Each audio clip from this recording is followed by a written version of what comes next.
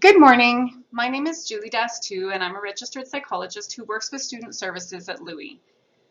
I'm excited to share a presentation with you today on setting goals and provide you with some tips on maintaining or increasing motivation. You're going to need a notebook or some paper to participate in the presentation today.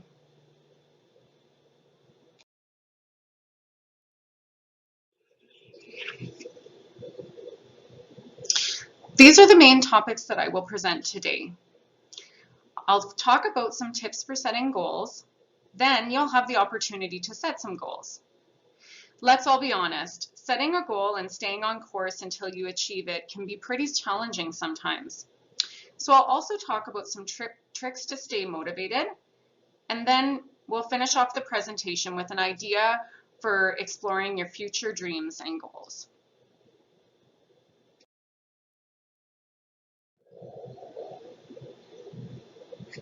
When you set goals for yourself, it's important that they motivate you. This means making sure that they're important to you and that there's value in achieving them. If you don't really care about the outcome, then the chances of you putting in the work to make them happen are slim. So set goals that relate to the high priorities in your life. Without this type of focus, you can end up with far too many goals, leaving you too little time to devote to each one. Achieving your goals requires commitment. So to maximize the likelihood of success, you need to feel it's really important to you and feel that you must do it.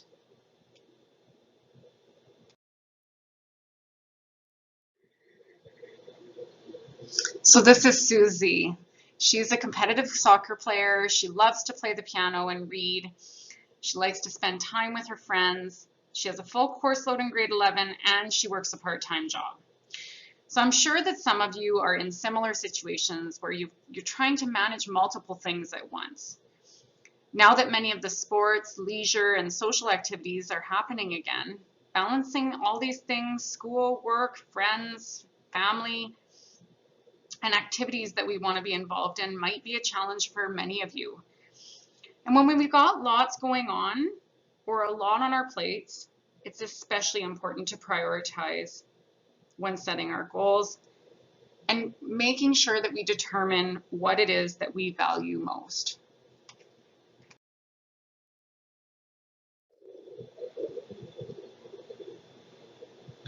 Part of figuring out what is important to you is determining what your values are. Your values are the things that you believe are important to you. They determine your priorities because deep down, they're often what you use to tell if your life is turning out the way that you want it to. When the things that you do and the way that you behave match your values, life is usually good. But when the things that you do don't align with your personal values, that's when things can feel wrong. And it actually can be a really big source of unhappiness. This is why making a conscious effort to identify your values is so important. There's a few ways to explore them. First off, you can look at a list like the one provided here and choose your top 5 values. Another tip would be to think of someone you admire or look up to as a role model. Think about what it is about them that you admire and take a few minutes to just consider this and write down your ideas from either the list or your role model. Write down ideas of your values in your notebook. So teachers, I'm going to ask you to pause the video here for a few minutes, maybe 3 minutes, just to give the students a chance to reflect on this and to note down their ideas. And then after that, give them a chance to discuss with their peers.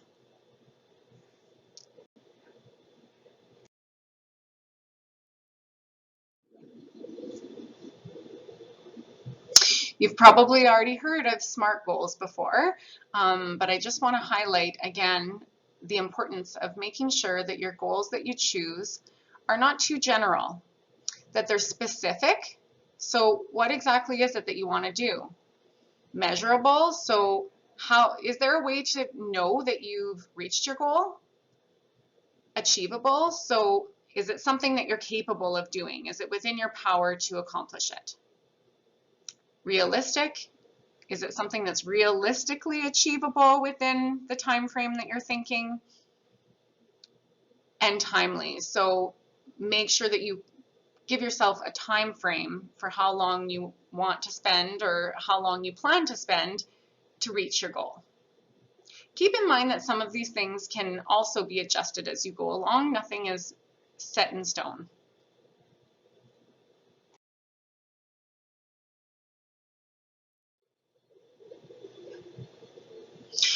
Writing your goals down is a really important step to setting goals.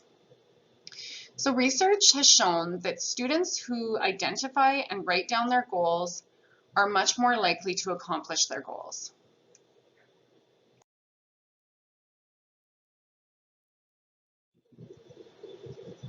Okay, so now is the time to consider something that you like to work towards. Take a few minutes to look at each of the areas on this slide and reflect on things that you might want to improve or a goal that you'd like to reach in the areas that apply to you. So the areas are school or work, relationships, so that could be with friendships, it could be relationships with your family members, healthy living, so this could have to do with exercise or learning a new sport. And then skills or knowledge, it could be wanting to learn something new. So one of the guiding questions that I think might be helpful is to consider while you're looking at all these areas, what's something that you would do if you knew that you would succeed at it? So take about 5 to 10 minutes to really consider each of these areas and write down multiple things. It doesn't have to be just one goal. As many as you can think of, things that you want to work towards. And even if it's kind of a general idea or something that's not too specific, like we talked about the SMART goals, we can refine them a little bit later. So this is just kind of brainstorming ideas of things that are important to you. So teachers, please pause now and give the students about, like I said, 5 to 10 minutes at least to complete this activity.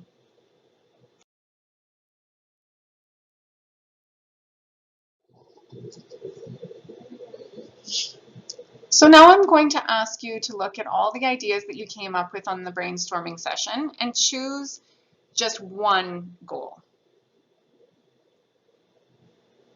For some of you, this might be easy. For others, it might be more difficult to choose just one, but I want you to think about those values that we explored and make sure that the goal that you've chosen aligns with those values that are so important to you. They might not align with all of them, but at least one of them. So consider, why is this goal so important to you? And also take the time to consider if this goal can be considered a SMART goal. So can it be specific? Can it be measured? So how would you know that you reached it? Is it attainable? Is it realistic? Is it something that you know that you can achieve? And can you put a time frame to it? So I'm going to do this before this time. So now just take a few minutes to write that down or circle it or just identify it on your paper so that you know that that's the one goal that is going to be your focus going forward.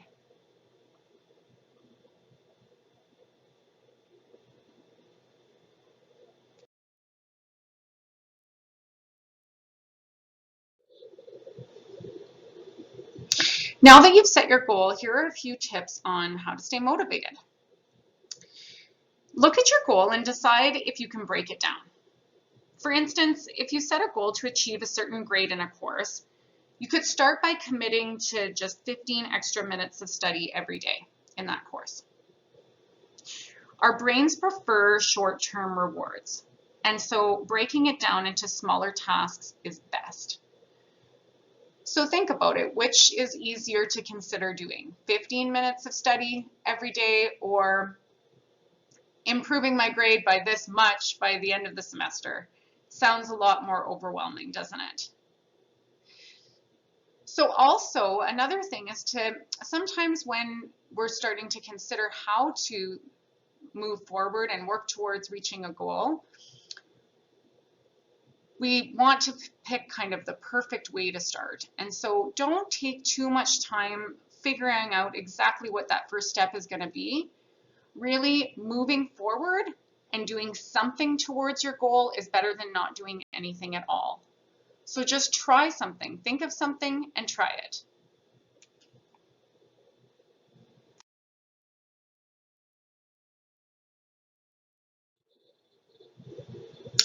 So James Clear recently wrote a book on how to best form habits. It's called Atomic Habits. It was from last year that it was published. And in the book, he examined the most recent research from psychology, biology, and neuroscience, and then shared his theory on how to have the best chances at establishing good habits and quitting bad ones. So there's a few points from the book that I thought were relevant to today's presentation that I want to share with you. So he also talks about those small steps leading to big changes. So even establishing a very small habit that you do for long enough every day or regularly can result, have really big results. So he highlights this. The other thing is habit stacking. And so he shares that if you can identify a habit that you currently have, so it might be some, brushing your teeth or doing the dishes after you have supper, or something that you do regularly, that you stack a new behavior on top of that. So, every time that I brush my teeth, I'm also going to wash my face, or whatever it is that you are setting as a goal for yourself. And then he also says just that it's so important, and I know I mentioned this earlier, but to schedule it. So really just say, I'm going to do this, and I'm going to do this at this time and at this place, and to say how often you're going to do it. And then you have just much better chances of establishing these habits. And so you can apply this to goal setting and trying to reach those goals.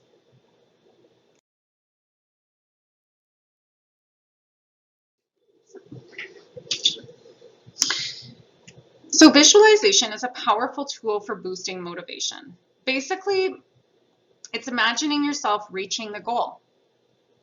Research has shown that when you do this, you are much more likely to push through and achieve your goal. So this can be used in everyday tasks, things that are more challenging for you to complete. So for instance, if you're doing an assignment and you kind of get to a point where you're losing the energy to continue to work on it, I would suggest to take a break, come back to it. When you come back, take a few moments to just sit down, imagine the feeling of what it will be like when you hand that in. Imagine having the weight of that off your shoulders and being able to do something else and just forgetting about it. It's done, it's handed in. So that's how visualization can be used to boost that motivation and push you through to reaching your goals.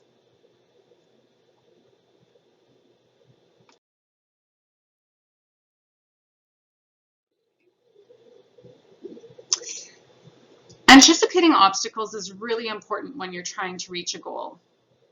As I said before, staying motivated and on track to reaching your goal can be pretty difficult sometimes. In the following slides, I'll present some of the things that can decrease motivation and get in the way of striving to achieve your goals.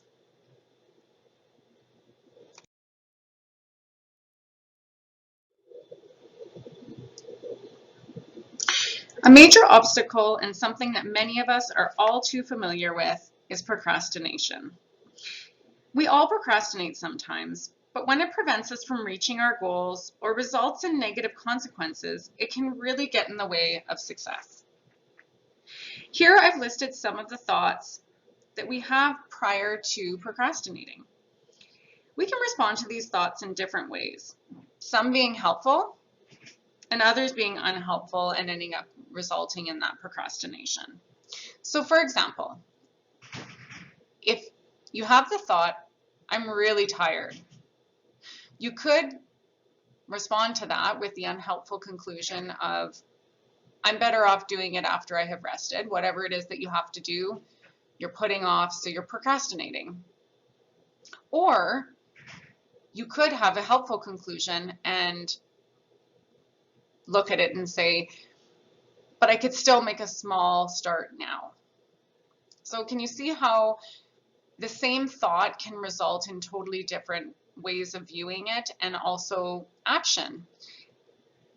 So again, let's look at a second one. I'm going to miss out on all the fun happening now. So the unhelpful conclusion would be, I can always wait until nothing much is happening. So you'd put everything off, right? And you'd procrastinate and wait until it's the ideal time to do it. However, you could also look at it in the sense of just, okay, if I get it done now or some of it done now, then I can reward myself later with other fun. So read through the rest of the thoughts on this slide and the unhelpful conclusions and helpful ones. I'll give you a few minutes, and then I want you to think about which ones you try to be honest. It can be difficult to, be honest with ourselves about these things, but try to be honest about what thoughts you have and how you respond to them. Do you respond to them in an unhelpful way that results in procrastination, or do you respond to them with a more helpful conclusion? So teachers, please pause the slide now for probably about 5 minutes so that the students can read through the slide, consider which ones, and then maybe give them a couple minutes to discuss with their friends as well and see if they've got common thought processes and conclusions.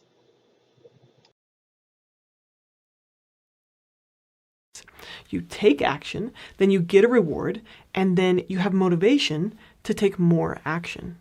But here's where people get stuck. They think you need to feel motivated first to take some action. As in, I don't feel like writing, so I'm not going to start until I feel motivated. Or I'll just watch YouTube videos until I feel like exercising. And then when that magical bolt of motivation hits, that's when I'll be productive. And sometimes that works, right? Sometimes you feel motivated first, and then you take action. But that's not how motivation works in the long run. And this is why so many people, my friend included, are having a hard time getting motivated during the pandemic, because motivation levels drop when you do less things. So because we're not leaving the house for work, we're less motivated. Because we don't have scheduled activities with our friends, we're less motivated. The less you do, the less motivated you feel. So this is the trap that many people get stuck in. They wait to get motivated before they do something. I think a lot of times we might look at someone who's super motivated. Like, for example, my in-laws, they are both super high achievers. They get up early, they exercise. My father-in-law goes and works at the hospital for long hours. He comes home and then he reads a bunch of books and he serves in his church and he does all these things. My mother-in-law is an artist and a writer, and she's serving and she's teaching youth groups and she's doing all these things, right? And you might look at someone who's super motivated and assume, well, they just feel like getting up at 5 a.m. and exercising. They must just have that one magical gift of a gene that makes them feel this way. But that's actually most likely not how it works. Doing something is how you get motivated. Motivation and dopamine come after taking action. And this is just hardwired into our brain. So just imagine our ancient ancestors out foraging for food and coming across an unknown berry. Maybe they decided to eat it, and it turns out it was delicious and nourishing. That little kick of excitement comes in after eating and absorbing the berry, and then that's going to motivate them to find the next berry patch. If, on the other hand, the berry makes them puke, then they don't have the motivation next time to eat that berry or to work for it. But imagine this scenario. What if the motivation to eat everything came before trying the berry? Then they'd be motivated to eat all kinds of dangerous foods. So motivation comes after action, not before it. Now, one of the things that many emotionally unhealthy people have in common is putting a lot of energy into trying to change how they feel. So this is generally a massive waste of energy. People struggle against feeling sad, or they wait until they feel motivated to act, or they avoid things that make them anxious. And you know what they get? They get more sad, less motivated, and more anxious. Stop putting your energy into trying to change your emotions directly. We're most likely to change emotions by changing how we act and changing how we think. Nick Wignall says anyone can feel motivated from time to time, but highly motivated people build routines and habits into their lives that generate motivation consistently. You can build up a chronic cycle of demotivation or a chronic cycle of motivation, and it really comes down to one small thing that you do. And that's going to determine whether you stay motivated or not.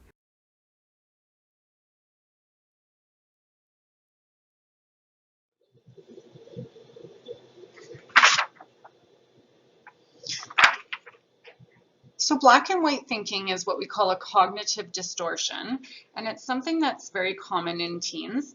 It's also known as all or nothing thinking. So it's seeing things in only two categories. So for instance, it would be like seeing something as either bad or good, no in between. Or another example would be thinking that you have to do everything like perfectly, otherwise you failed. It's either good or a failure.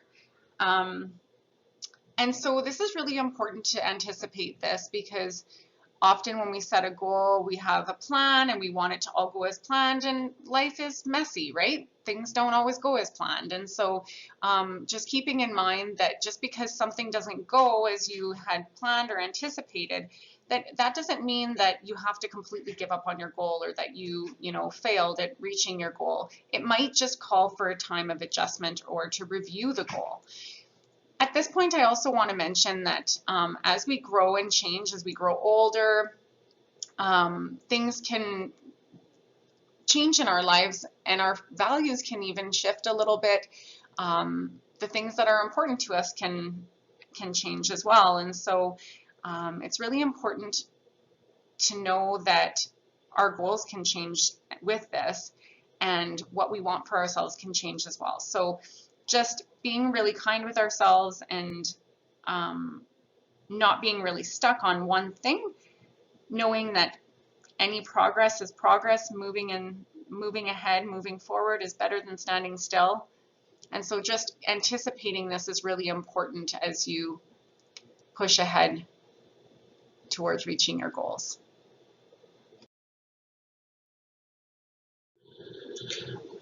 Believe it or not, we all, even the most successful people, have times in our lives when we talk to ourselves in a negative, discouraging way. This self-talk can really bring us down and pull us away from working towards our goals. Self-talk becomes automatic, and so sometimes we don't even notice it happening. So it's really important to take the time and slow down to notice what your inner voice, is it positive? Is it saying positive things to you? Or is it saying more negative things that are discouraging? So we all have the capacity to be our own cheerleader, and to be encouraging, and shift that I can't do it to I can, small steps at a time, saying those messages that help to encourage us. So slowing it down and noticing that inner voice helps us to shift it as necessary. When we notice that our thoughts are negative, we can shift them to more positive, realistic thoughts. And this will help to encourage and to push us forward to reaching our goals.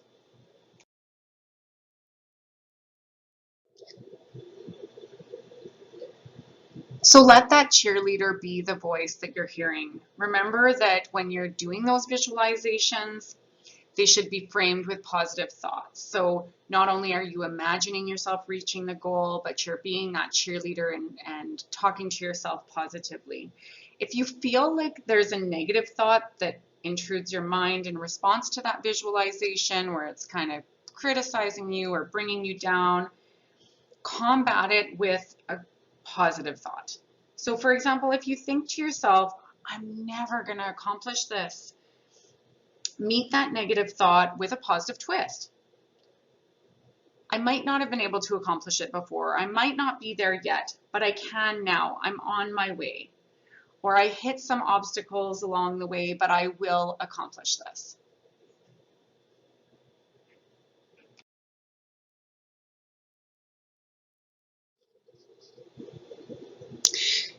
So we won't have time for this today, but I did want to present it to you because it's in line with everything that I presented and something that you can do moving forward.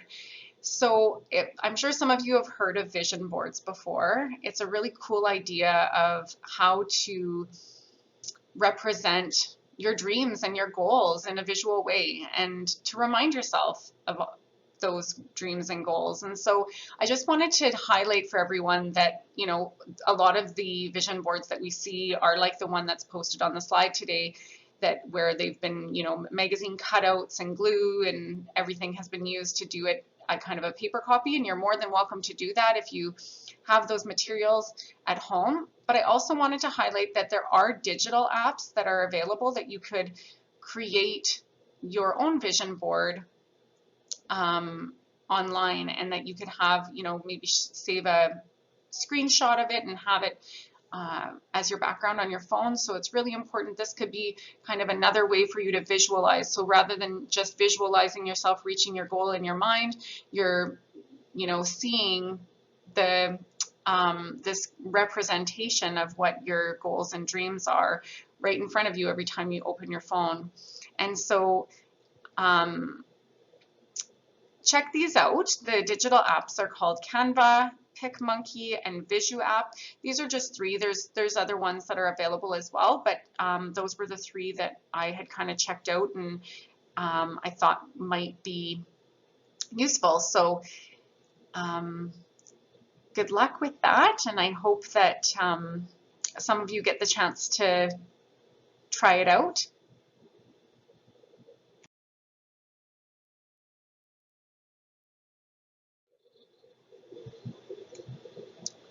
So these are the overall main points that we discussed today. I just want to review with you. So remember to choose goals that align with your values so that they can motivate you. Make sure that they're smart, they're specific, measurable, attainable, realistic, and that you put a time limit on them. Name or identify your goal and write it down. Break down your goals and remember that every small step or every small change can lead to much bigger changes. Schedule what you need to do to reach your goal and remind yourself to keep yourself accountable. Use the motivational strategy of visualizing yourself reaching your goal. So just imagine what it would be like to reach that goal, and that can fuel motivation to go forward. Tackling procrastination by looking at those unhelpful thoughts and our unhelpful conclusions and shifting them to more helpful conclusions that reduces procrastinating, and avoiding that trap of I can't do it unless I feel like it. Remembering that a lot of times motivation follows the action. So doing it, starting by doing it, will result in having more motivation. And remember to be your own cheerleader. So lots of positive self-talk can result in a lot more motivation and reaching your goals. Thanks very much for listening today, and I wish you all the best. And I hope that this presentation gave you some ideas that can help to motivate you towards setting your goals and reaching them.